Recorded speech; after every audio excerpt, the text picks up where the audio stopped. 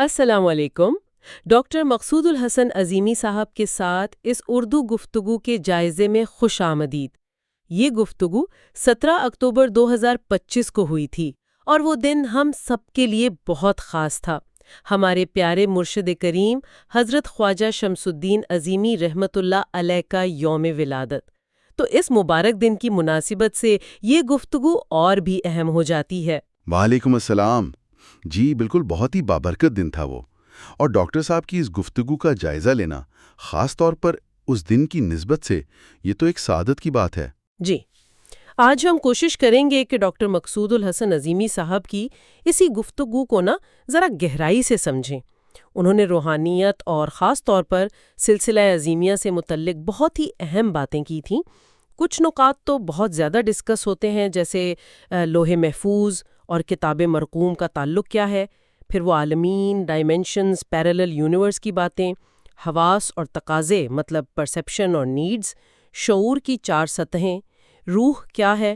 یہ کچھ موٹے موٹے عنوانات ہیں، لیکن ہماری کوشش یہ ہوگی کہ کوئی بھی پہلو چھوٹے نہیں ہے نا، مطلب پوری گفتگو کا گہرائی سے، شوق سے، دلچسپی سے جائزہ لیں اور جو سامعین سن رہے ہیں ان تک پہنچائیں۔ بالکل بالکل، یہی کوشش رہے گی۔ مقصد ہی یہی ہے کہ ڈاکٹر صاحب نے جو نکات بیان کیے ہیں ان کو ٹھیک سے سمجھا جائے، ان کی اہمیت واضح ہو، تاکہ سننے والوں کو بھی اس علم سے، اس گہرائی سے آگاہی ملے۔ چلیں پھر بسم اللہ کرتے ہیں۔ سب سے پہلا اور میرے خیال میں بہت بنیادی نقطہ جو ڈاکٹر صاحب نے اٹھایا وہ تھا لوح محفوظ اور کتاب مرقوم کا آپس میں تعلق۔ سننے میں یہ ذرا بھاری الفاظ لگتے ہیں، ڈاکٹر صاحب نے ان کو کیسے آسان کیا، ان کا فرق، ان کا رشتہ کیسے سمجھایا؟ جی، ڈاکٹر صاحب نے ماشاءاللہ بہت ہی خوبصورتی سے اور بہت آسان مثالوں سے سمجھایا۔ انہوں نے فرمایا کہ دیکھیں، لوح محفوظ کو آپ ایسے سمجھیں کہ یہ ایک بہت بڑا ایک کائناتی پروگرام ہے، یونیورسل پروگرام، ایک ماسٹر پلان جس میں ہر چیز، ہر امکان، کائنات کا ہر ذرہ، اس کی ہر حرکت، ہر اینگل، سب کچھ درج ہے۔ اچھا، یعنی سب کچھ پہلے سے لکھا ہوا؟ ہاں، لیکن امکانات کی شکل میں۔ یہ اہم نقطہ ہے۔ اور پھر ہے کتاب مرقوم۔ وہ کیا ہے؟ وہ اسی بڑے پروگرام کے اندر رہتے ہوئے ایک فرد کا، یعنی آپ کا، میرا، ہر انسان کا ذاتی ریکارڈ ہے۔ جو کچھ ہم کرتے ہیں، جو چنتے ہیں، اس کا ریکارڈ۔ تو ایک طرح سے ایک کل ہو گیا اور دوسرا اس کا جزو۔ ڈاکٹر صاحب نے وہ میرے خیال میں چائے کے سیٹ کی مثال دی تھی۔ جی بالکل، بڑی پیاری مثال تھی۔ انہوں نے فرمایا کہ جیسے ایک ٹی سیٹ ہوتا ہے نا، وہ پورا ایک مجموعہ ہے، اور اس کی ایک پیالی وہ سیٹ کا ایک حصہ ہے۔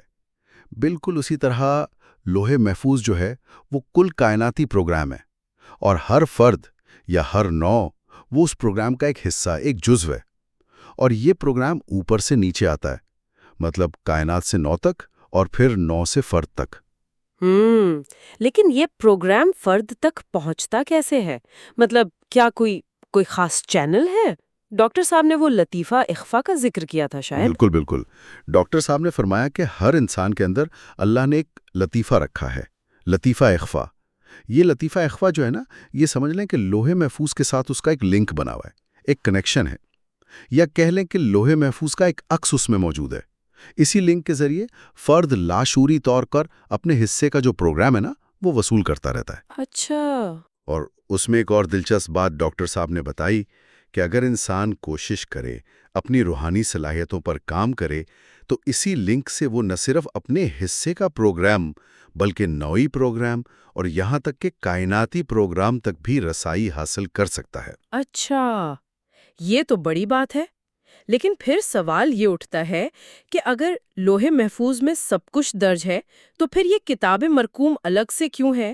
یہ کیسے بنتی ہے؟ بہت اہم سوال ہے یہ، اور اکثر لوگ یہیں الجھتے ہیں۔ ڈاکٹر صاحب نے یہ چیز بہت واضح کی۔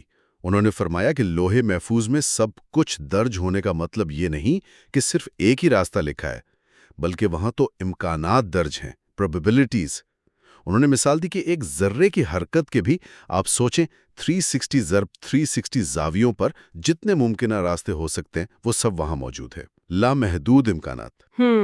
اب فرد جو ہے ان لامحدود امکانات میں سے کس راستے کو چنتا ہے، وہ کیا پرسیو کرتا ہے، کیا کنسیو کرتا ہے، کیا نیت کرتا ہے اور پھر کس چیز پر عمل کرتا ہے، یہ جو اس کا انتخاب ہے نا، اور اس انتخاب کے نتیجے میں جو عمل ہوتا ہے اس کا جو ریکارڈ بنتا جاتا ہے لمحہ بلمحہ، وہی کتاب مرقوم ہے۔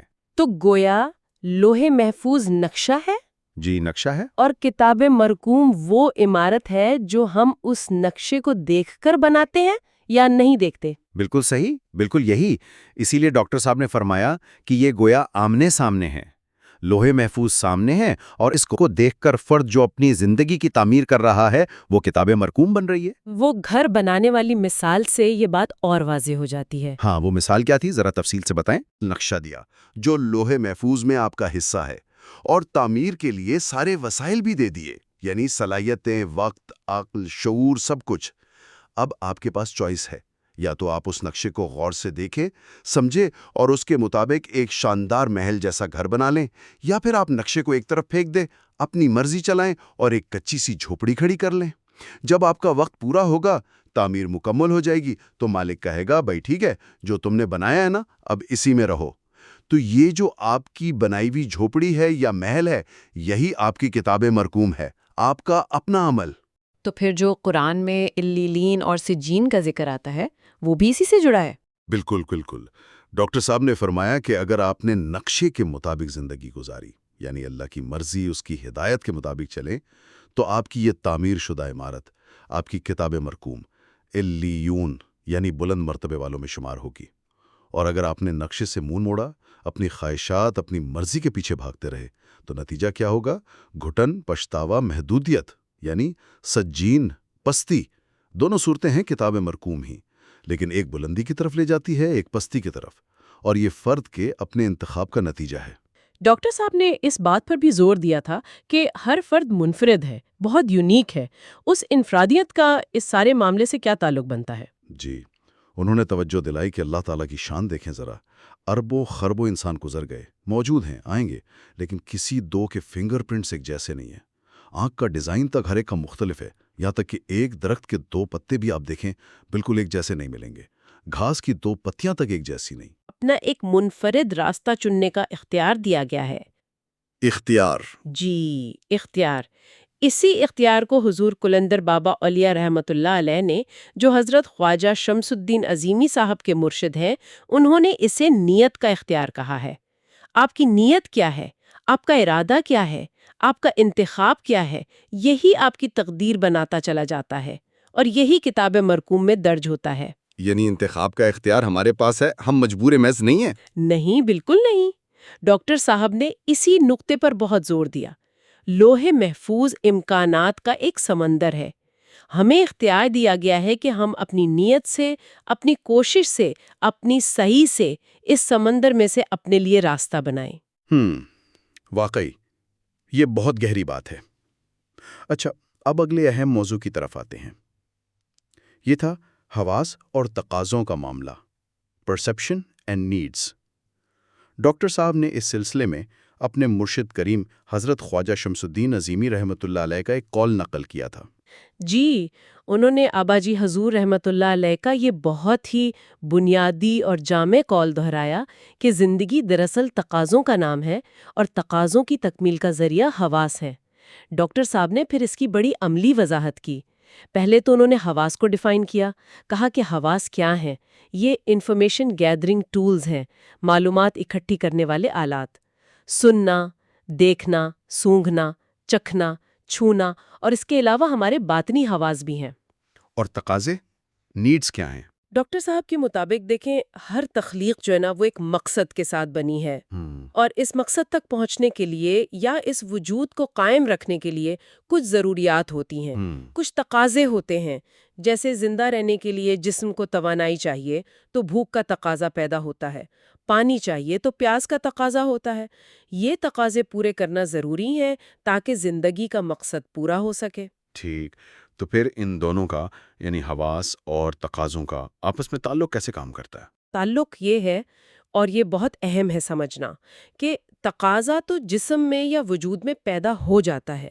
جیسے جسم میں پانی کم ہوا تو پیاس کا تقاضا اندر پیدا ہو گیا، لیکن جب تک ہمارے حواس یعنی ہمارے یہ انفارمیشن گیدرنگ ٹولز اس تقاضے کو محسوس نہیں کرتے، اسے پرسیو نہیں کرتے اور پھر کنسیو یعنی اس کا ادراک نہیں کرتے، تب تک ہم اس تقاضے کو پورا کرنے کے لیے حرکت میں نہیں آتے۔ جب حواس نے پیاس کو محسوس کیا، دماغ کو سگنل گیا، تبھی ہم اٹھ کر پانی پینے کی کوشش کریں گے، اور جب تقاضا پورا ہو جاتا ہے، پانی پی لیا تو تسکین ملتی ہے۔ تو سارا کھیل حواس کے ذریعے چل رہا ہے، تقاضا پیدا ہونا اور حواس کا اسے محسوس کر کے تکمیل تک پہنچانا۔ ڈاکٹر صاحب نے وہ کھیلتے ہوئے بچے کی مثال دی تھی، شاید اس کو سمجھانے کے لیے۔ جی ہاں، بہت ہی زبردست مثال تھی۔ انہوں نے فرمایا کہ دیکھیں، ایک بچہ ہے، وہ کھیل میں پوری طرح مگن ہے۔ اب اس کے جسم کو بھوک لگی ہے، توانائی کی ضرورت ہے، جسم تقاضا کر رہا ہے، لیکن بچے کے جو حواس ہیں نا، وہ سارے کے سارے کھیل پر لگے ہوئے ہیں۔ وہ بھوک کے تقاضے کو محسوس ہی نہیں کر رہا، پرسیو ہی نہیں کر رہا۔ نتیجہ کیا ہوتا ہے؟ وہ چڑچڑا ہو جاتا ہے، رونے لگتا ہے، لیکن اسے پتہ نہیں کہ کیوں رو رہا ہے۔ ماں سمجھ جاتی ہے کہ یہ بھوکا ہو گیا، وہ زبردستی پکڑ کر اسے کچھ کھلاتی ہے، وہ کھا لیتا ہے اور پھر فوراً کھیلنے میں لگ جاتا ہے۔ تو اس سے کیا پتہ چلا کہ جب تک حواس نے تقاضے کو رجسٹر نہیں کیا، اس کی تکمیل کی شعوری کوشش شروع نہیں ہوئی۔ اور ڈاکٹر صاحب نے اس پر افسوس بھی ظاہر کیا تھا کہ ہم لوگ اکثر زندگی میں کس چکر میں پڑے رہتے ہیں۔ جی، انہوں نے بڑی آپ کہہ لیں کہ پتے کی بات کہی۔ فرمایا کہ 99.999% لوگ جو ہے نا، وہ زندگی کے اصل مقصد کو سمجھنے کی بجائے یا اپنی صلاحیتوں کو پہچاننے کی بجائے بس اسی چکر میں پھنسے رہتے ہیں، تقاضے اور ان کی تکمیل کے وسائل یعنی مسائل اور ان کے حل۔ بس وہ سارا دن ساری زندگی مسائل کا رونا روتے رہتے ہیں، یہ نہیں ہے، وہ نہیں ہے، یہ مسئلہ ہے، وہ مسئلہ ہے، بجائے اس کے کہ وہ اپنی توانائی مسئلے کا حل سوچنے پر لگائیں۔ اگر توجہ حل پر مرکوز ہو جائے نا، تو حواس خود بخود اس تقاضے کو صحیح طرح محسوس کر کے اس کی تکمیل کی طرف لے جائیں گے۔ اسی بات کو واضح کرنے کے لیے انہوں نے وہ گاڑی کی مثال اور قرآن پاک کی آیت کا حوالہ بھی دیا تھا نا، وَأَن لَّيْسَ لِلْإِنسَانِ إِلَّا مَا سَعَىٰ۔ بالکل، فرمایا کہ دیکھیں، گاڑی ہے، اسے چلنے کے لیے پیٹرول چاہیے، پانی چاہیے، آئل چاہیے، لیکن یہ سب کون مہیا کرتا ہے؟ اس کا مالک۔ گاڑی خود پریشان نہیں ہوتی کہ میرا پیٹرول ختم ہو رہا ہے۔ انسان اللہ کی واحد ایسی مخلوق ہے جسے اللہ نے کوشش کرنے کا، صحیح کرنے کا حکم بھی دیا ہے اور اختیار بھی۔ قرآن کہتا ہے، اور یہ کہ انسان کے لیے وہی ہے جس کی اس نے کوشش کی۔ لیکن ہوتا کیا ہے؟ اکثریت کیا کرتی ہے؟ وہ اپنے حصے کی کوشش، اپنے حصے کی صحیح کرنے کے بجائے یا تو صرف شکوے کرتی رہتی ہے، یا دوسروں پر انحصار کرتی ہے، یا بس بیٹھی رہتی ہے کہ سب کچھ خود بخود ہو جائے گا، یا شاید اللہ میاں خود آ کر ہمارے لیے سب کچھ کر دیں گے۔ ڈاکٹر صاحب نے اس سوچ پر بہت افسوس کا اظہار کیا اور اسے بہت نقصان دہ قرار دیا۔ انہوں نے اس بات پر زور دیا کہ بھائی اپنے حصے کا کام تو خود ہی کرنا پڑے گا۔ بالکل، فرمایا کہ جیسے علم حاصل کرنا ہے تو کتاب خود کھولنی پڑے گی، پڑھنی پڑے گی، نوٹس بنانے پڑیں گے، محنت کرنی پڑے گی۔ مرشد راستہ دکھا سکتے ہیں، آپ کو انگلی پکڑ کر چلا سکتے ہیں، لیکن کتاب کھول کے آپ کے دماغ میں نہیں ڈال سکتے، وہ کام آپ کا اپنا ہے۔ اسی طرح انہوں نے حضور کلندر بابا اولیاء رحمۃ اللہ علیہ کا قول دہرایا کہ دولت کیا ہے؟ ذہن کا کھیل ہے۔ ایک مزدور سارا دن جسمانی مشقت کرتا ہے، کم کماتا ہے۔ ایک ٹھیکیدار صرف ذہن استعمال کرتا ہے، نگرانی کرتا ہے اور زیادہ کماتا ہے۔ فرق کس چیز کا ہے؟ اپروچ کا، ذہن استعمال کرنے کا۔ تو مسائل پر رونے کے بجائے حل سوچنے پر توانائی لگائیں۔ اور وہ ریکٹیفیکیشن اور کریکشن والی بات بھی اسی سے جڑی تھی۔ جی، ڈاکٹر صاحب نے بڑا اچھا فرق واضح کیا۔ انہوں نے کہا کہ ہمیں صرف کریکشن یعنی چھوٹی موٹی غلطیوں کی درستی نہیں کرنی، ہمیں ریکٹیفیکیشن کی ضرورت ہے، یعنی پورے نظام فکر کی، پورے سانچے کی بنیادی درستی۔ کریکشن کیا ہے؟ کوئی معمولی غلطی ہو گئی، اسے ٹھیک کر لیا۔ اور ریکٹیفیکیشن کیا ہے؟ کہ اگر بنیادی غلط ہے، سوچ ہی غلط ہے، تو اس غلط کو مٹا کر اثر نو صحیح بنیاد رکھنا۔ تو ہمیں اپنی سوچ کو، اپنے اپروچ کو، مسائل کے بارے میں اپنے رویے کو ریکٹیفائی کرنے کی ضرورت ہے۔ واقعی یہ تو پوری سوچ بدلنے والی بات ہے۔ اچھا جی، اب آتے ہیں ایک اور بڑے دلچسپ موضوع پر، عالمین، ڈائمینشنز اور پیرلل یونیورس۔ یہ بڑے آج کل کے فیشنیبل سے الفاظ بھی ہیں۔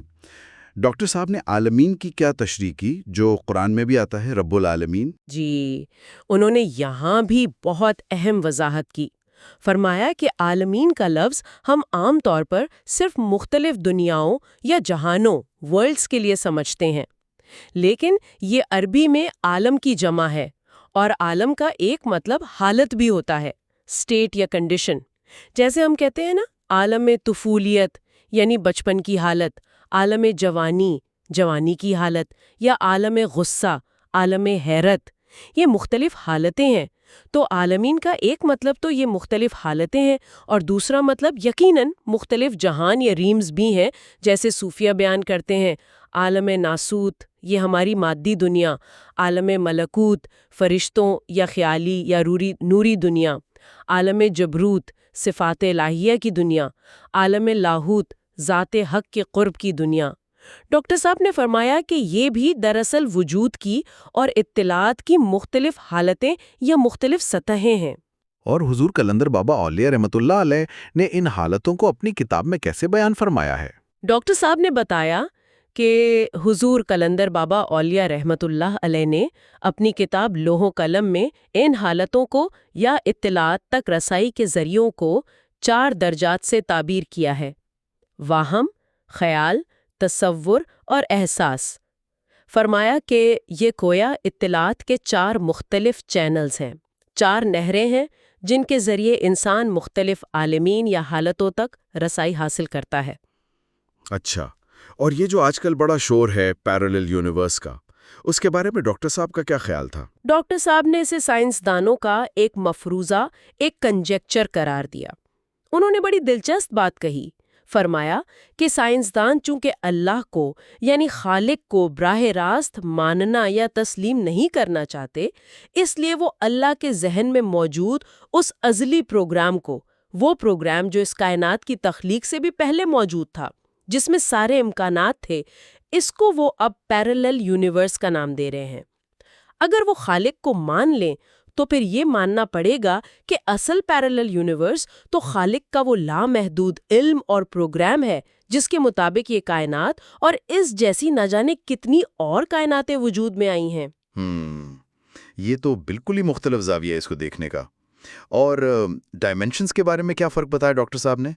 سائنس کیا کہتی ہے اور روحانیت کیا کہتی ہے؟ عام طور پر جو فزکس یا سائنس ہے وہ 3 مکانی ڈائمینشنز کی بات کرتی ہے: لمبائی، چوڑائی، اونچائی، یعنی ایکس وائی زیڈ ایکسس۔ یہ کسی بھی چیز کو باہر سے دیکھنے کا نتیجہ ہے۔ روحانیت ڈاکٹر صاحب کے مطابق 6 ڈائمینشنز کی بات کرتی ہے۔ وہ کیا ہے؟ آگے، پیچھے، دائیں، بائیں، اوپر، نیچے۔ یہ کسی چیز کو باہر سے نہیں بلکہ اس کے مرکز سے، اس کے باطن سے دیکھنے کا زاویہ ہے۔ اچھا، اس کی کوئی مثال؟ جی، انہوں نے میز کی مثال دی۔ فرمایا کہ آپ میز کو باہر سے دیکھتے ہیں تو آپ کو اس کی لمبائی، چوڑائی، اونچائی نظر آتی ہے۔ یہ 3D ویو ہے۔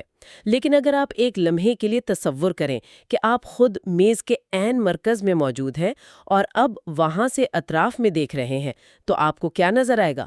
آپ کو آگے، پیچھے، دائیں، بائیں، اوپر، نیچے، یہ 6 سمتیں محسوس ہوں گی۔ یہ 6D ویو ہے۔ چونکہ سائنس عام طور پر باطن یا مرکز کو تسلیم نہیں کرتی، اس لیے وہ اس 6D زاویے تک نہیں پہنچ پاتی۔ زبردست۔ اور اسی سے جڑا ہوا وہ نور اور تدلی کا تصور بھی تھا، یہ کیا چیز ہے؟ جی، یہ بھی بہت گہرا نکتہ ہے۔ ڈاکٹر صاحب نے حضور قلندر بابا اولیاء رحمۃ اللہ علیہ کے حوالے سے بتایا کہ لوح محفوظ سے اصل میں نور پھیلتا ہے۔ نور کیا ہے؟ اطلاعات کی، علم کی لطیف ترین شکل۔ یہ نور ہر طرف پھیل رہا ہے، اس کی کوئی ایک سمت نہیں ہے۔ سمت کب بنتی ہے؟ جب ہمارا ذہن، ہمارا شعور کسی خاص صفت کی طرف جھکتا ہے۔ اس ذہنی جھکاؤ کو تدلی کہا گیا ہے، یعنی صفات کا ظہور کی طرف مائل ہونا۔ پھر یہ نور یا صفات درجہ بدرجہ نیچے اترتی ہیں۔ تدلی سے بنتی ہے تجلی، یعنی مینیفیسٹیشن، ظہور۔ پھر تجلی سے مزید لطیف تجلی، پھر اس سے نور بنتا ہے، نور سے روشنی، اور روشنی سے پھر رنگ بنتے ہیں جو ہمیں اس عالم ناسوت یعنی مادی دنیا میں محسوسات کی شکل میں نظر آتے ہیں۔ تو یہ گویا اوپر سے نیچے، لطیف سے کثیف کی طرف اطلاعات کے نزول کا ایک پورا تسلسل ہے۔ سبحان اللہ، کمال ہے۔ اچھا، اب چوتھے نقطے پر آتے ہیں، شعور کی 4 سطحیں، 4 لیولز آف کانشیسنس۔ اس میں سائنس اور روحانیت کا کیا اختلاف یا فرق بتایا ڈاکٹر صاحب نے؟ سب کانشیس یعنی تحت الشعور اور ان کانشیس یعنی لاشعور، جبکہ حضور خواجہ قلندر بابا اولیاء رحمت اللہ علیہ نے شعور کے 4 عظیم درجات یا سطح بیان فرمائی ہیں۔ پہلی ہے انڈیویجول کانشیسنس، یعنی ایک فرد کا اپنا ذاتی شعور۔ دوسری ہے نوعی شعور، اسپیشیز کانشیسنس، یعنی پوری نوع انسانی کا یا کسی بھی نوع کا اجتماعی شعور، جیسے چیونٹیوں کا اپنا ایک نوعی شعور ہے۔ تیسری ہے کائناتی شعور، کاسمک کانشیسنس، یعنی یہ پوری کائنات اس کا ایک مجموعی شعور ہے۔ اور چوتھی اور سب سے بلند سطح ہے ورائے کائناتی شعور، الٹرا کاسمک کانشیسنس۔ یہ خالق کائنات کا شعور ہے جو ہر شے پر محیط ہے، جو ان تمام شعوروں کا منبع ہے۔ اور ڈاکٹر صاحب نے حضرت خواجہ شمس الدین عظیمی رحمت اللہ علیہ کی کتاب پیراسائیکالوجی کا بھی حوالہ دیا تھا، تو اس کا کیا تعلق بنتا ہے اس بحث سے؟ انہوں نے فرمایا کہ حضرت آباجی حضور رحمت اللہ علیہ نے اپنی کتاب پیراسائیکالوجی میں دراصل اسی روحانی سائنس کو، اسپریچول سائنس کو ایک منظم انداز میں پیش کیا ہے، اور اسی سائنسی تحقیقی اور علمی طرز فکر کو اپناتے ہوئے سلسلہ عظیمیہ نے وہ جو روایتی پیری مریدی اور گدی نشینی کا تصور تھا نا، اس کو ختم کیا۔ یہاں تعلق استاد شاگرد کا ہے یا دوست کا ہے، علم کی بنیاد پر ہے۔ تو پھر یہ روحانی علم حاصل کیسے ہو؟ کیا بس یہ باتیں سن لینا کافی ہے؟ ڈاکٹر صاحب نے اس پر کیا کہا؟ نہیں، بالکل نہیں۔ ڈاکٹر صاحب نے اس بات پر بہت زیادہ زور دیا۔ فرمایا کہ اگر روحانیت کو سمجھنا ہے تو اسے بھی ایک سائنس کی طرح، ایک علم کی طرح سنجیدگی سے لینا ہوگا، باقاعدہ پڑھنا ہوگا، سمجھنا ہوگا، نوٹس بنانے ہوں گے، تعریفیں یاد کرنی ہوں گی، قوانین الگ کرنے ہوں گے، جو فارمولے بزرگوں نے دیے ہیں ان کو سمجھنا ہوگا۔ اس کام کے لیے وقت دینا پڑے گا، محنت کرنی پڑے گی، لگن چاہیے۔ صرف ایسے گفتگو سن لینے سے یا ایک آدھ کتاب پڑھ لینے سے مکمل فہم حاصل نہیں ہو سکتا، گہرائی نہیں آ سکتی۔ تو کیا ہم سب روحانی سائنسدان بن سکتے ہیں پھر؟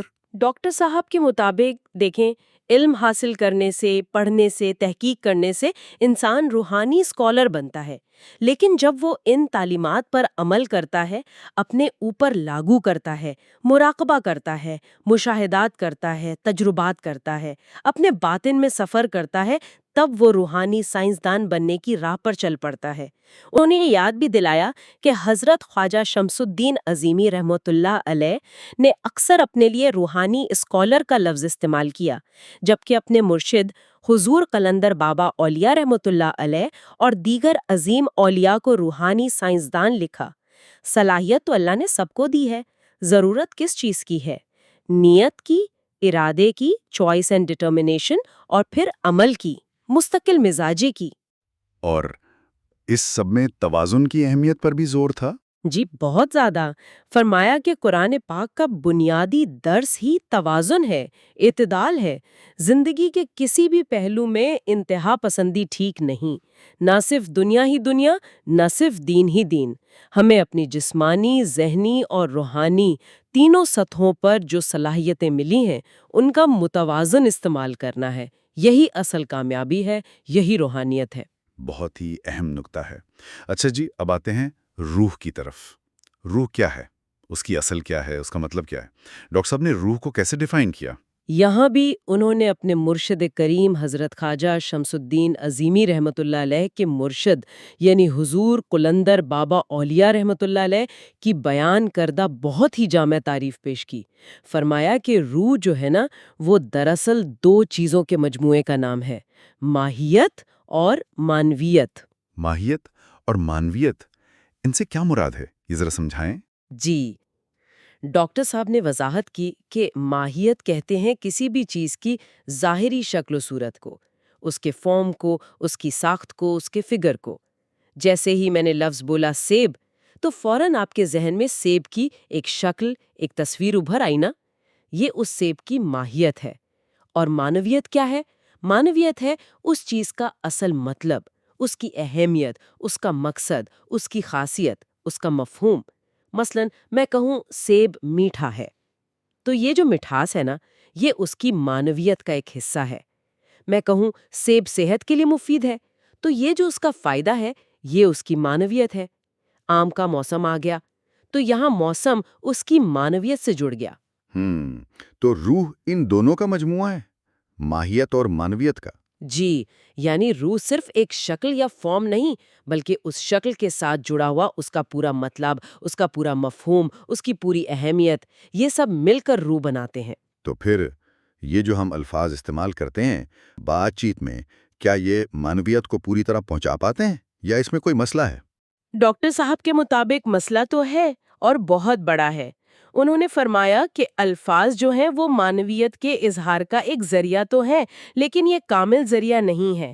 اصل اور سب سے بہتر صلاحیت تو ٹیلی پیتھی ہے، یعنی خیالات کی براہ راست منتقلی، جس میں معنویت پوری طرح منتقل ہوتی ہے۔ ہوتا کیا ہے کہ جب ہم الفاظ استعمال کرتے ہیں تو سننے والا اکثر ان الفاظ میں اپنی سمجھ، اپنا پس منظر، اپنا مطلب بھر دیتا ہے۔ وہ بولنے والے کی اصل مراد، اصل معنویت تک نہیں پہنچ پاتا۔ اسی وجہ سے غلط فہمیاں پیدا ہوتی ہیں، کمیونیکیشن گیپ آتا ہے۔ انہوں نے حضرت خواجہ شمس الدین عظیمی رحمۃ اللہ علیہ کا وہ شکوہ بھی دہرایا جو وہ اکثر کرتے تھے کہ میں کہتا کچھ ہوں، یہ سمجھتے کچھ ہیں اور پھر کرتے کچھ اور ہیں۔ اس کی بنیادی وجہ کیا تھی؟ یہی کہ بات کی اصل معنویت، وہ کلیئرٹی، وہ نہیں پہنچ پاتی تھی سننے والوں تک۔ تو قرآن پاک میں جو آتا ہے یومنون بالغیب، اس کی تشریح بھی ڈاکٹر صاحب نے اسی سے جوڑی تھی؟ جی بالکل، فرمایا کہ یؤمنون بالغیب کا جو عام ترجمہ کیا جاتا ہے کہ وہ غیب پر ایمان لاتے ہیں یا بغیر دیکھے مانتے ہیں، یہ اپنی جگہ درست ہے، لیکن اس کا ایک زیادہ گہرا مطلب یہ بھی ہے کہ وہ بات کو اس کی اصل معنویت کے ساتھ مانتے ہیں، کیونکہ معنی جو ہے نا وہ نظر نہیں آتے، وہ الفاظ کے پردے میں غیب میں ہوتے ہیں۔ تو اصل ایمان یہ ہے کہ بات کی روح کو، اس کی معنویت کو سمجھا جائے اور تسلیم کیا جائے۔ اور انبیاء کرام اور جو حکماء یا سائنسدان ہوتے ہیں، ان کی سوچ میں کیا بنیادی فرق بتایا ڈاکٹر صاحب نے؟ ڈاکٹر صاحب نے فرمایا کہ فرق بنیادی نقطۂ آغاز کا ہے، سٹارٹ پوائنٹ کا۔ انبیاء کرام علیہ السلام جو ہیں وہ پہلے خالق پر، غیب پر، باطن پر ایمان لاتے ہیں۔ ان کا نقطۂ آغاز اللہ کی ذات ہوتی ہے، پھر وہ اس ذات کی روشنی میں، اس کی صفات کی روشنی میں ظاہر کو یعنی کائنات کو، تخلیق کو سمجھتے ہیں۔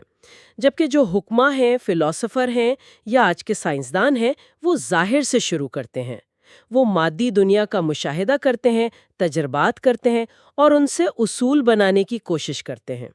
اس راستے سے چل کر ان کے لیے باطن تک، یہ خالق تک پہنچنا بہت مشکل ہو جاتا ہے۔ وہ اکثر توانائی کی مختلف شکلوں کو، جیسے الیکٹران ہے، پروٹون ہے، کوانٹم فیلڈ ہے، اسی کو حتمی حقیقت سمجھ کر رک جاتے ہیں۔ وہ یہ نہیں سوچتے کہ اس توانائی کو بنانے والا کون ہے، اس کا منبع کیا ہے۔ یہ واقعی بہت ہی اہم فرق ہے۔ اچھا جی، اب ہم گفتگو کے تقریباً آخری حصے کی طرف آتے ہیں۔ ڈاکٹر صاحب نے عالم رویا کے مدارج کا بھی ذکر کیا تھا۔ سب سے پہلے تو یہ بتائیں کہ رویا سے کیا مراد ہے؟ کیا یہ صرف نیند کا خواب ہے؟ ڈاکٹر صاحب نے بتایا کہ رویا کا لفظ عام طور پر تو ہم نیند میں نظر آنے والے خواب کے لیے استعمال کرتے ہیں، لیکن اس کے وسیع تر معنی ہیں۔ روحانی اصطلاح میں رویا ہر اس حالت کو کہتے ہیں جب انسان اپنے مادی حواس کی گرفت سے، یعنی یہ جو ہماری 5 ظاہری حصے ہیں، ان کی توجہ سے آزاد ہو جاتا ہے۔